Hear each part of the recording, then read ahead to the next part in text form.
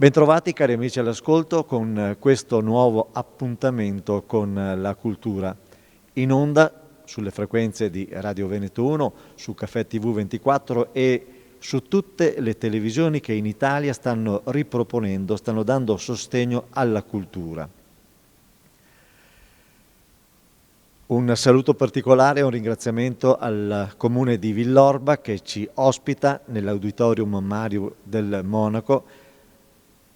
Un saluto e un ringraziamento che mando direttamente al sindaco, l'avvocato Marco Serena, e all'assessore alla cultura, la dottoressa Eleonora Rosso.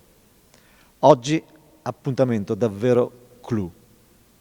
Però prima di dare spazio alla musica, il contributo che mi ha mandato Sergio Barello, editore di Telegenova, per dare spazio anche alle emittenti che svolgono attività di informazione locale, il vero rapporto dell'informazione con il suo pubblico. Siamo presenti e noi siamo la voce del territorio, del nostro pubblico. La linea a Telegenova.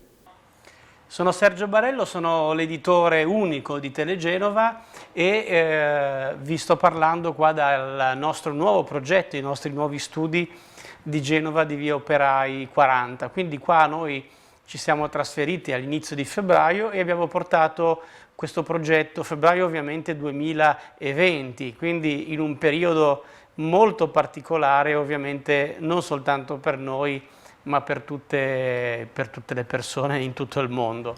Abbiamo comunque proseguito e continuato il nostro lavoro di attività sul territorio, quindi noi vicini ai genovesi lo siamo stati veramente, tanto da aver implementato il nostro lavoro e anche il nostro fatturato commerciale, che è cresciuto del 40% nell'anno 2020. Di conseguenza vuol dire che lavorando bene, lavorando con una certa coscienza e con un modo di essere vicino alla gente sempre più preciso ed elementare, anche questo è importante, i telespettatori ti riconoscono ovviamente il valore dell'emittente. Telegenova è la prima emittente via cavo dopo Telebiella via cavo, quindi ha 44 anni circa di attività e di conseguenza ne abbiamo fatta di strada. Io come editore ovviamente sono l'ultimo arrivato, sono 5 anni, ma in questi 5 anni abbiamo creato un pool di 10 persone che stanno lavorando con noi fianco a fianco, una ottima redazione commerciale che ci ha portato ad avere 4 telegiornali al giorno, 4 edizioni di telegiornale, poi programmi sulla medicina, sulla cultura, un po' di politica, un programma sportivo in diretta e 2 programmi sportivi registrati per dare articolazione e diversità alle varie tipologie di sport presenti sul mercato ligure. Poi ovviamente in altri programmi parliamo di porto, parliamo di personale medico, ovviamente siamo molto vicini come tutte le emittenti a questo periodo ovviamente di emergenza sanitaria. Di conseguenza Telegenova, il suo secondo nome è la TV che cresce e noi devo dire che stiamo mantenendo questa promessa. Telegenova, la TV che cresce. 4 appuntamenti giornalieri con informazioni in diretta, i migliori programmi dedicati al territorio, la politica senza veli e lo sport mai urlato. È TV Liguria, la novità del 2020 con il suo palinsesto personalizzato dedicato alla musica da ballo e revival o programmi di approfondimento su medicina e benessere. Si posiziona al secondo posto tra le emittenti della Liguria. Dati Auditel giugno 2020. È TV Liguria e Telegenova, insieme per crescere insieme. Bello il servizio che abbiamo appena visto di Telegenova, bello come quello arrivato dalla Campania la settimana scorsa. Passiamo ora alla musica. 2 ospiti eccezionali. il violoncellista Giuseppe Barutti, considerato dai suoi colleghi uno dei più grandi violoncellisti italiani, esattamente come il professor Walter Favero, pianista oggi in veste di clavicembalista, con il suo appunto clavicembalo, interpreteranno 4 brani superlativi di Johann Sebastian Bach, la sonata numero 1 in Sol maggiore BWV 1027, di Antonio Vivaldi la sonata in La minore numero 3, di Johann Sebastian Bach ancora la sonata numero 3 in Sol minore BWV 1029 e per concludere ancora di Antonio Vivaldi la sonata in Mi minore numero 5. Piccolo appunto doveroso: siamo in regime di pandemia, in totale assenza di pubblico, i distanziamenti sono quelli di legge. La signora al fianco del professor Favero è la signora Patrizia Pedron in Favero, quindi una congiunta, è la moglie del professor Favero, per cui è esentata dal tenere la mascherina. Buon ascolto.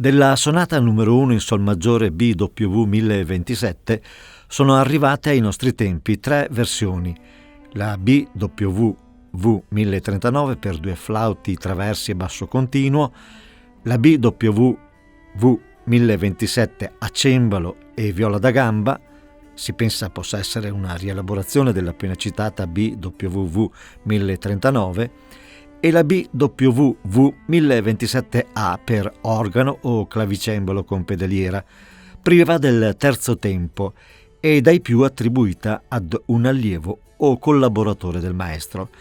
È ben noto che la sua casa fosse considerata una sorta di cantiere sempre aperto, come è risaputo che molte delle sue composizioni sono rielaborazioni di originali perduti. Infatti, quella per viola da gamba e basso continuo, il clavicembalo, che andremo ad ascoltare ora, rispetta la struttura quadripartita dell'antica sonata da chiesa, con, nell'ultimo movimento, un fugato. I tempi sono adagio, allegro ma non tanto, andante e allegro moderato.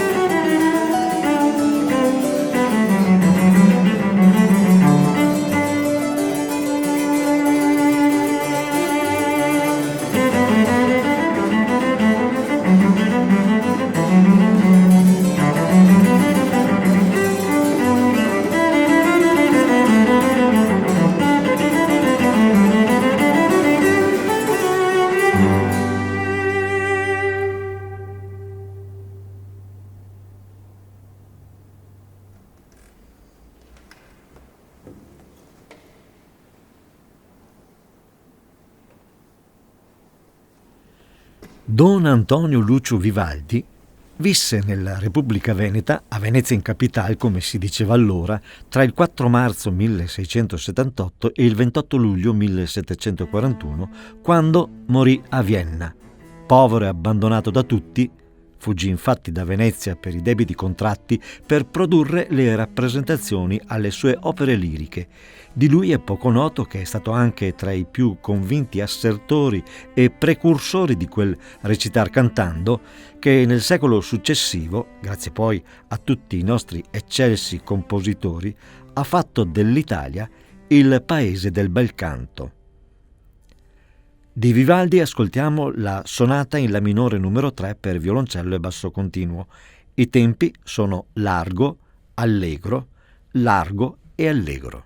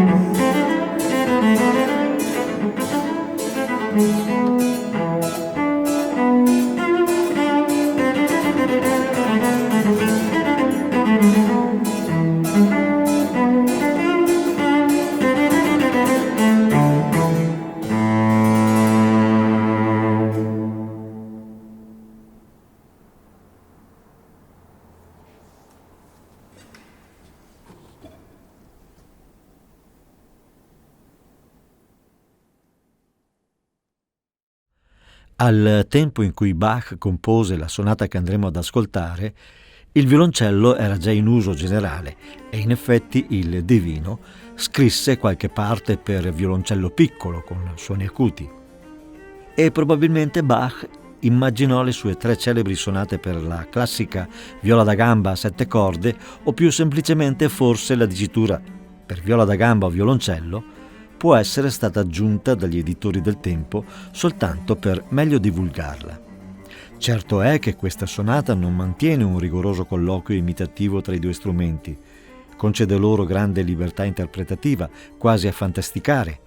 Inizia con 2 movimenti contrapposti, ritmati e mossi, dopodiché il clavicembalo riprende integralmente il tema iniziale del violoncello e dopodiché ancora inestrose modulazioni nello stesso stile melodico e ritmico, e ancora il tema ritorna accoppiato nei 2 strumenti, declinando poi in originali opposizioni ritmiche e ampia cadenza definitiva, e un coinvolgente e delicato adagio ci porterà alla conclusione in uno spigliato movimento nella tonalità principale. I tempi sono vivace, adagio e allegro.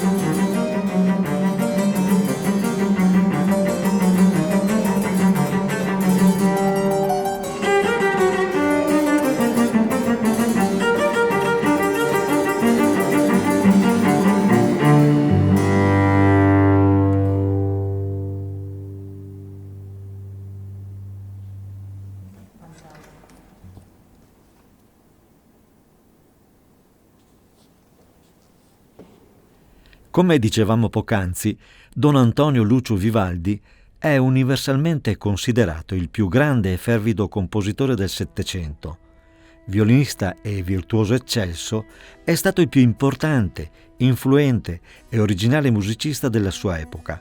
Colui che ha influenzato i più grandi compositori del mondo, a cominciare dal genio massimo del barocco, Johann Sebastian Bach, senza escludere ben più tardi grandi musicisti classici come Wolfgang Amadeus Mozart e Ludwig van Beethoven. Infatti, uno dei più classici esempi di come il nuovo corso vivaldiano abbia inciso sul grande maestro tedesco è la sua sesta sinfonia, la Pastorale. E a proposito di Paese del bel canto, tra i compositori italiani che da Vivaldi pare abbia attinto di più è certamente Gioacchino Rossini. I tempi sono largo, allegro e allegro.